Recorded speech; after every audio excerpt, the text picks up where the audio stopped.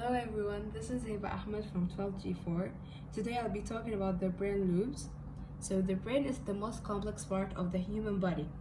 It's the source of all the qualities that define our humanity. The brain has three main parts, which they are the cerebellum, this one, and the spinal cord, or you can call it the cerebellum. And lastly, we have the brain stem.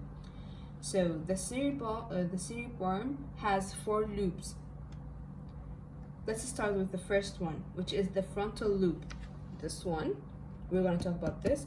It's the part of the brain that controls important skills in humans, such as emotional expressions, problem solving, memory, language, judgment, and sexual behaviors. It's the controller panel of our personality and our ability to communicate. Second, we have the parietal lobe, which is this one, the orange one. It's one of the major lobes in the brain. It's located at the upper back area in the skull. It processes sensory informations that are received from outside world, mainly relating to touch, taste, and temperature. Damage to the parietal lobe may lead to diffusion in the senses. The third one, which is the temporal lobe, and it's this one, the green part.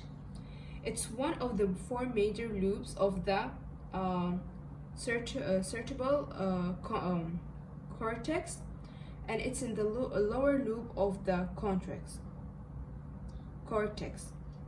sitting close to the ear level within the skull.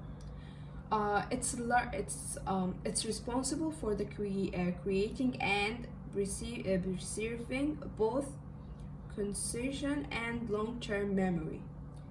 The fourth one and the last one, which is the occipital, which is this yellow part, the occipital lobe. It's the visual processing center of the mammalian brain, containing most of the anatomical region of the visual cortex. And that's it. I hope you enjoyed. Just let's take a fast look, and let's repeat what are these parts. So first we have the frontal lobe. Second, we have the parietal lobe, and the occipital lobe, and the temporal lobe.